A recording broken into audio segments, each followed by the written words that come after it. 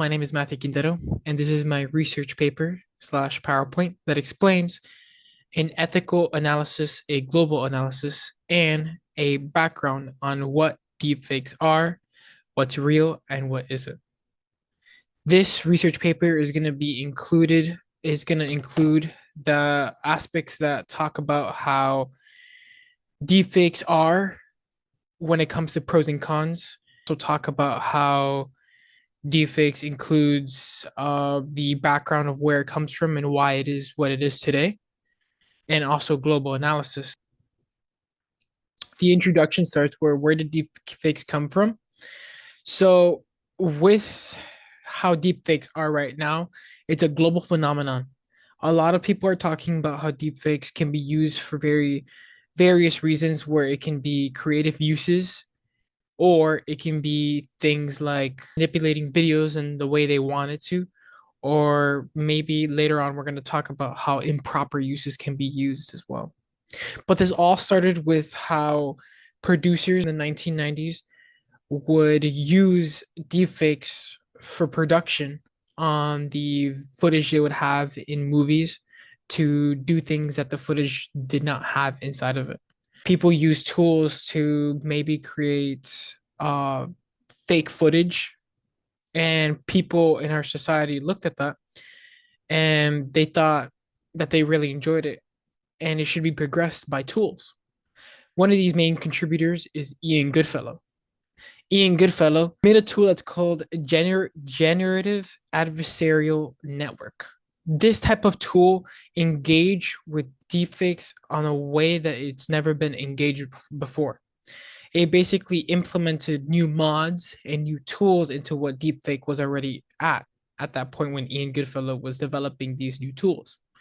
When other developers saw Ian Goodfellow create these types of things, it basically brought to light that deepfakes can not only be used for what it is right now, but also be used in different tools. And developers saw that as an advantage to maybe create something new. Because a lot of developers got into this and a lot of tools were being implemented into deepfakes, when 2019 came by, deepfake tools were even more accessible.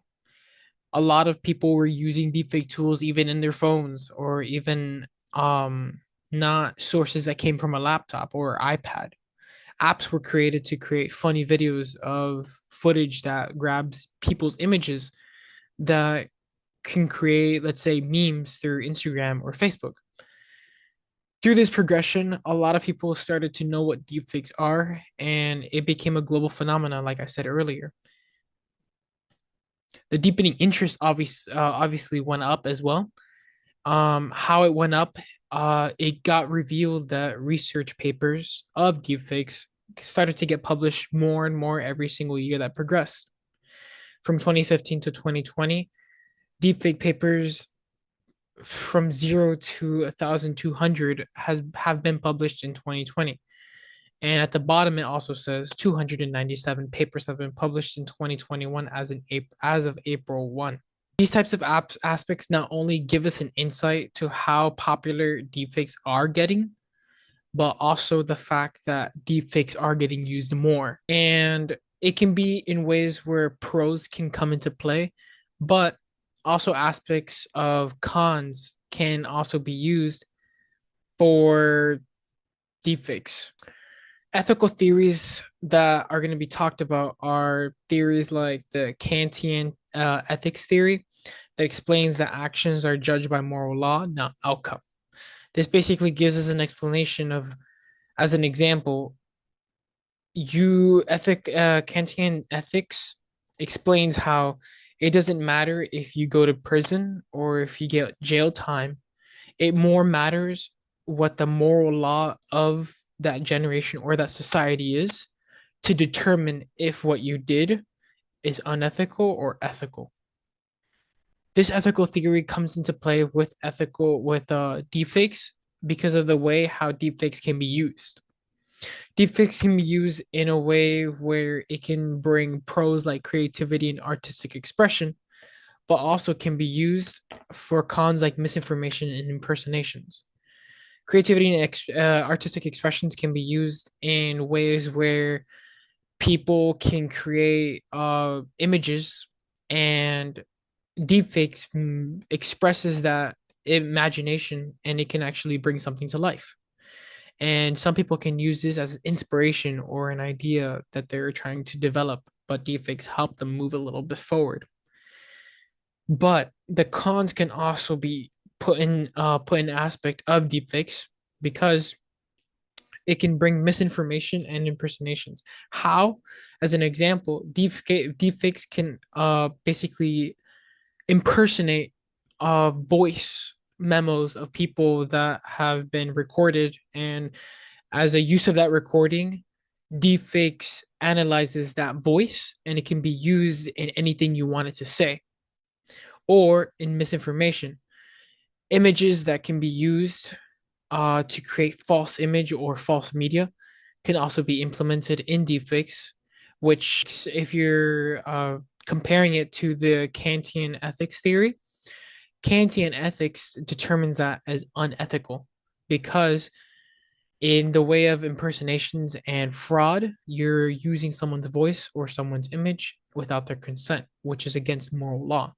As we can see, even if there's pros, there's also the fact that there is a solid line that it's unethical, which later resumes to say that there's more issues than pros.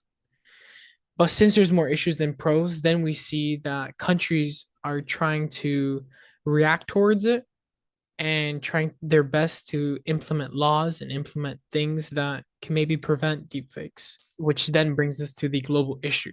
How are countries reacting to deepfakes? The US and UK laws have been showing fierce retaliation of deepfakes, like placing laws and placing restrictions that can better help society not be victims of fraudulent deepfakes. US law can incorporate Acts of 2019 and Deepfakes Accountability Act. These types of laws can implement aspects that prevent deepfakes from being more distributed, because then it brings consequences towards the distributor and the creator. For example, Report Acts of 2019 automatically sends an alert to government agencies on whether deepfakes are created or distributed. UK has also shown retaliation on deepfake attacks, on how they want to prevent from deepfakes from being distributed more and from it being created more, to the point where they've created laws that include years in prison for people who are caught as distributors and creators. Even though these aspects have been seen, that countries are trying to make methods to retaliate deepfakes, not only is it the US or the UK, but also other countries that are affected by this. We can see as an example Romania, Slovakia, Belgium, Canada, the US, Mexico, Brazil, and Argentina, and victims of deepfake. And not only deepfake uses, but deepfake specific fraudulent cases from 2022 and 2023. This can tell us that deepfakes are continuously used throughout the years, not only as a tool for creative aspects, but more in light as an improper tool, or a tool that is being used for fraudulent activities or for improper uses.